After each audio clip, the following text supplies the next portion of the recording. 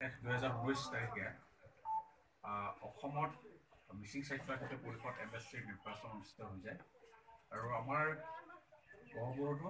27 নং ৰুদ্ৰমুখ সমষ্টিত নিৰ্বাচন অনুষ্ঠিত হৈ যায় আৰু সেই নিৰ্বাচনৰ ফলাফল যোৱা 28 তাৰিখে 28 জানুৱাৰী তাৰিখে ফলাফল ঘোষণা হয় ভোট গণনা হয় আৰু ভোট গণনাৰ ক্ষেত্ৰত আমাৰ কিছু ভোট গণনা কক্ষত আমি বিসংগতি দেখা পাইছিলোঁ মুঠ আমাৰ 68খন ভোট কেন্দ্ৰত ভোট গ্ৰহণ অনুষ্ঠিত হৈছিলে আৰু সেই 68খন ভোট কেন্দ্ৰৰ ভোট গণনা হৈছিলে 28 তাৰিখে 28 তাৰিখৰ দিনাখন আমি কেইবাটাও দিশত ভোট গণনা কক্ষত আমি বিসংগতি দেখা পালোঁ আমি যদি চাওঁ নম্বৰ 1 আমাৰ যিটো অফিচিয়েলি তেখেতসকলে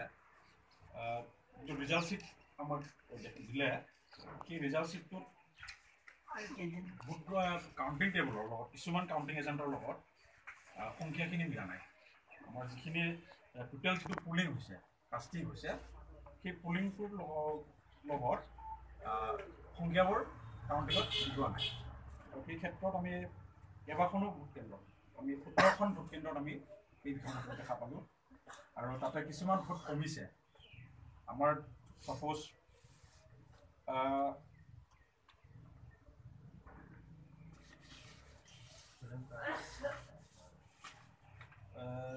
আমাৰ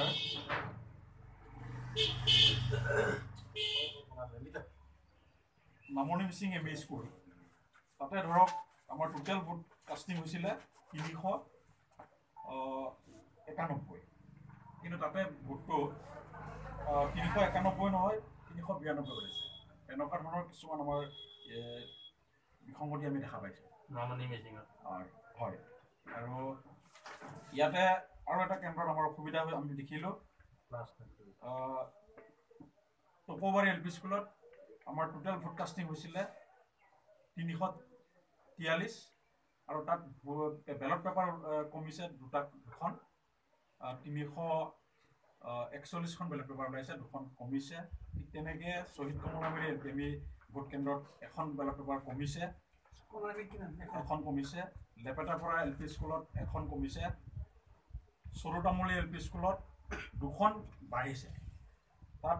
192 পুলিং হৈছিলে কিন্তু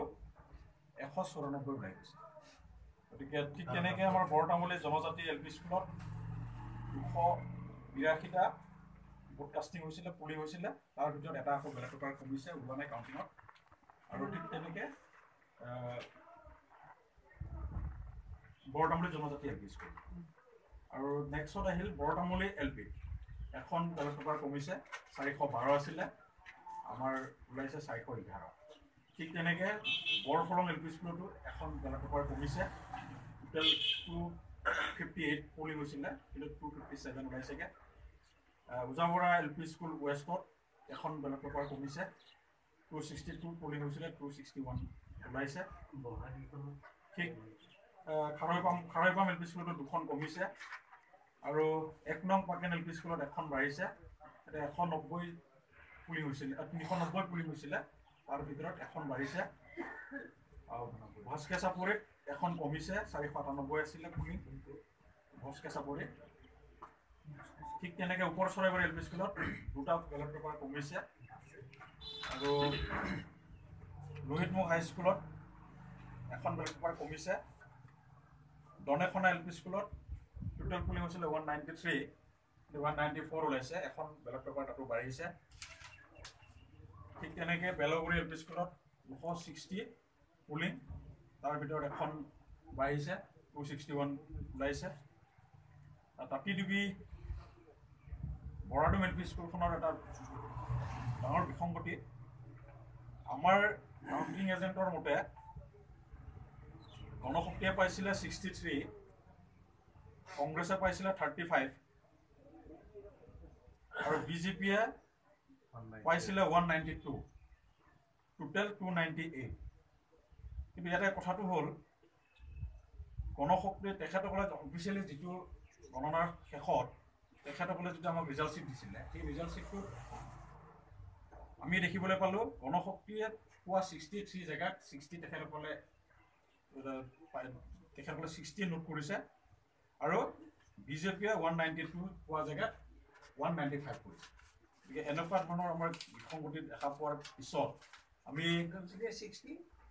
63 পাইছিলোঁ আমি, কিন্তু 60 তেখেতসকলে দেখাইছে আৰু বিজেপিয়ে 192 পাইছে, 195 দেখাইছে। এই বিসংগতিবোৰ যেতিয়া আমি দেখা পাইছিলোঁ, আমি লগে লগে গহপুৰ নিৰ্বাচনী ৰিটাৰ্নিং বিষয়া ডাঙৰীয়াক আমি কমপ্লেইন দিছিলোঁ, এখন পিটিশ্যন ফাইল কৰিছিলোঁ যে আমাক ৰিকাউণ্টিং লাগে, পুনৰ ভোট গণনা কৰিব লাগে। তেখেতে কৈছিলে কি কাৰণত পুনৰ ভোট গণনা হ'ব, আমি ক'লোঁ যে আমি তেনেকুৱা কিছুমান বিসংগতি দেখা পাইছোঁ আৰু সেই ক্ষেত্ৰত যদি টোটেল যিখিনি কাউণ্টিং হৈছিলে সেই কাউণ্টিংটোত আমি 6টা ভোটৰ গণশক্তিয়ে পিছ পৰি থাকিব লগা হ'ল আৰু 6টা ভোটৰ ব্যৱধানত বিজেপি দলৰ প্ৰাৰ্থীগৰাকী আগবাঢ়িল। সেই কথাটো লৈ আমি লগে লগে ৰিটাৰ্নিং বিষয়াগৰাকীক আমি আবেদন জনাইছিলোঁ আৰু তেখেতে আমাৰ আবেদন সোনচাতে নাকচ কৰিছিলে, অগ্ৰাহ্য কৰিছিলে যে আমি আজি পুনৰ আৰু ভোট গ্ৰহণ ভোট গণনাৰ ব্যৱস্থা কৰিব নোৱাৰোঁ। গতিকে যদি আপোনালোকে পুনৰ ভোট গণনাৰ ব্যৱস্থা বিচাৰে তেতিয়াহ'লে আপোনালোকে ডিষ্ট্ৰিক্ট জাজৰ টেবুলত পিটিশ্যন ফাইল কৰিবৰ কাৰণে আমাক ক'লে। তাৰপিছত আমি ওলাই আহিলোঁ। তেখেতে যিহেতু ভোট গণনাৰ পুনৰ ব্যৱস্থা কৰাৰ পক্ষপাতি নহ'ল আৰু আমি এই ক্ষেত্ৰত তেখেতক আমি অনুমান হয় তেখেতে যিগৰাকী প্ৰাৰ্থী বিজয়ী হৈছে, বিজয়ী প্ৰাৰ্থীগৰাকীৰ পক্ষপাতিত্ব লোৱা যেন অনুমান হয়, সেইটো আমাৰ এটা আপত্তি আছে। গতিকে আমি সেই ক্ষেত্ৰত পুনৰ ভোট গণনাৰ ব্যৱস্থা কৰাৰ ক্ষেত্ৰত আমি জিলা উপায়ুক্তগৰাকীলৈকে যোৱাকালি আমি সেইদিনাখনেই আমি গৈছিলোঁ, কিন্তু তেখেতক আমি সময়টো দেৰি হৈ যোৱাৰ কাৰণে আমি নাপালোঁ। কিন্তু যোৱাকালি আমি 30 তাৰিখে বিশ্বনাথ জিলা উপায়ুক্তগৰাকীৰ ওচৰত আমি সেই সম্পৰ্কত আমি এখন আবেদন দাখিল কৰিছিলোঁ আৰু তেখেতে আমাক জনালে। আমি এটা ডেপুটেশ্যনত গৈছিলোঁ, এটা টীম আৰু আমাৰ কেণ্ডিডেটগৰাকী গৈছিলে। কেণ্ডিডেটগৰাকীয়ে সেই পুনৰ ভোট গণনাৰ ব্যৱস্থা কৰিব লাগে বুলি তেখেতে পিটিশ্যন দিছে। গতিকে আমাৰ উপায়ুক্তগৰাকীয়ে তেখেতে ক'লে যে আমি নিশ্চয় মই সেই ব্যৱস্থাটো চাম, যিহেতু তেখেতে নিৰ্বাচনী দায়িত্বত নাছিলে, বেলেগ এজন বিষয়াক দায়িত্ব দিয়া আছিলে। গতিকে তেখেতে এই কথাটো ক'লে আৰু তেখেতে আমাৰ যিটো মেমৰেণ্ডাম তেখেতে গ্ৰহণ কৰিছে আৰু তাৰ ৰিচিপ্ট কপি আমাক দিছে। আমাৰ কথাটো হ'ল এতিয়া আমি আলোচনা হৈছে দলীয়ভাৱে আলোচনা হৈছে, সিদ্ধান্ত হৈছে আৰু জাতীয় সংগঠন হিচাপে TMPK, MMK, PMMK আমি আজিৰ সেই সংবাদ মাধ্যমৰ জৰিয়তে, সংবাদমেলৰ জৰিয়তে আমি জনাব বিচাৰোঁ গহপুৰ মহকুমাৰ প্ৰশাসন, বিশ্বনাথ জিলা প্ৰশাসন আৰু যিসকল বিষয়াই নিৰ্বাচনী ৰিটাৰ্নিং বিষয়াৰ দায়িত্বত আছিলে, নিৰ্বাচনটোৰ দায়িত্বত আছিলে, সেই বিষয়াসকলক সন্মতি ক্ৰমে আমাৰ অহা 5 তাৰিখৰ ভিতৰত, আগন্তুক 5 ফেব্ৰুৱাৰীৰ ভিতৰত যদি তেখেতসকলে পুনৰ ভোট গণনাৰ ব্যৱস্থা যদি নকৰে, তেতিয়াহ'লে আজি আমি স্পষ্টকৈ গহপুৰ মহকুমাৰ প্ৰশাসন, বিশ্বনাথ জিলা প্ৰশাসনক আৰু যিসকল নিৰ্বাচনী দায়িত্বত আছিল সেইসকল বিষয়াৰ বিৰুদ্ধে আমি তীব্ৰ গণতান্ত্ৰিক গণ আন্দোলন গঢ়ি তুলিবলৈ বাধ্য হ'ম। আৰু এটা আমাৰ খুব গুৰুত্বপূৰ্ণ এটা সিদ্ধান্ত বুলি ক'ব লাগিব, যিহেতু ইয়াতে মিচিং জনগোষ্ঠীটোৰ এটা বৃহৎ প্ৰশ্ন, জাতীয় সত্তা জীয়াই থকাৰ প্ৰশ্ন জড়িত হৈ আছে। সেই হেতুকে আমি এটা সিদ্ধান্ত ঘোষণা কৰিছোঁ, 6 তাৰিখৰ পৰা যদি 5 তাৰিখৰ ভিতৰত গহপুৰ মহকুমাৰ প্ৰশাসন, বিশ্বনাথ জিলা প্ৰশাসনে যদি পুনৰ ভোট গণনাৰ ব্যৱস্থা যদি নকৰে, তেতিয়াহ'লে আমি আগন্তুক 6 ফেব্ৰুৱাৰী তাৰিখৰ পৰা 27 নং লুইতমুখ সমষ্টি মিচিং স্বায়ত্ব শাসিত পৰিষদ এলেকা অনিৰ্দিষ্টকালীন বন্ধ আমি ঘোষণা কৰিছোঁ। গতিকে আমি দাবী জনাব বিচাৰিছোঁ তেখেতসকলে আগন্তুক ফেব্ৰুৱাৰী 4 তাৰিখৰ ভিতৰত অনতি বিলম্বে পুনৰ মিচিং স্বায়ত্ব শাসিত পৰিষদৰ 27 নং লুইতমুখ সমষ্টিৰ পুনৰ ভোট গণনাৰ ব্যৱস্থা তেখেতসকলে লয় আৰু অন্যথা আমি 6 ফেব্ৰুৱাৰী তাৰিখৰ পৰা আমি গোটেই সমগ্ৰ লুইতমুখ 27 নং লুইতমুখ সমষ্টিত মিচিং স্বায়ত্ব শাসিত পৰিষদৰ সমষ্টিত আমি অনিৰ্দিষ্টকালীন বন্ধ ঘোষণা কৰাৰ কাৰ্যসূচী আমি সিদ্ধান্ত গ্ৰহণ কৰা হৈছে। গতিকে ইয়াতে আৰু আমাৰ অতিৰিক্ত লোকে ক'ব লগা গতিকে আৰু এটা কথা মই শেষত মই জনাব বিচাৰিছোঁ, আমি নিৰ্বাচনৰ পিছত 21 তাৰিখে ভোট গণনা হৈছিলে। 21 তাৰিখে ভোট গণনা হোৱাৰ পিছত আমি 22 তাৰিখ দিনাখন আমি গোটেই ভোট গ্ৰহণ হৈছিলে 21 তাৰিখে, আৰু 22 তাৰিখৰ দিনাখন আমি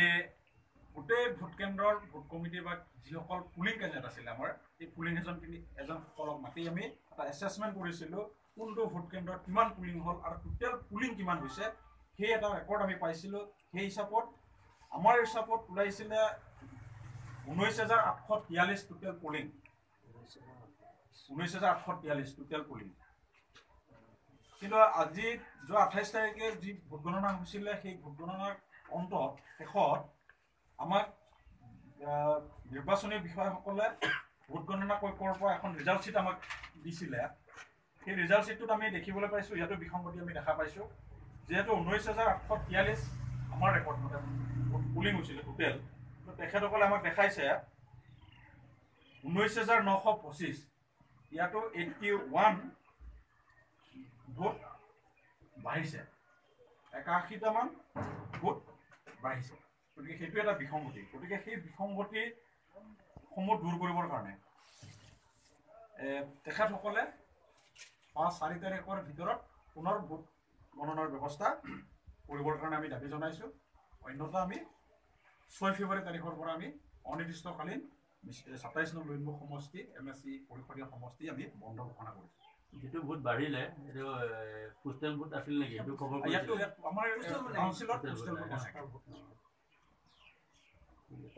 আৰু কিবা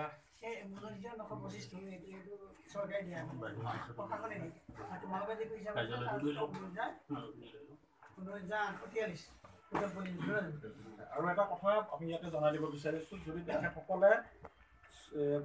কাৰ্যকৰী ব্যৱস্থা তৎকালীনভাৱে যদি নকৰে, তেতিয়াহ'লে প্ৰয়োজন হ'লে আমি হাইকোৰ্টৰ ওচৰতো দ্বাৰস্থ হ'বলৈ আমি সাজু আছোঁ। গতিকে সেই কথাটো আমি জনাই দিছোঁ, আমাক নিশ্চিতভাৱে পুনৰ ভোট গণনাৰ ব্যৱস্থা কৰি দিবই লাগিব। গতিকে সেইখিনিকে আজিৰ সংবাদ মাধ্যমৰ জৰিয়তে আমি আহ্বান জনালোঁ। হয় জানো?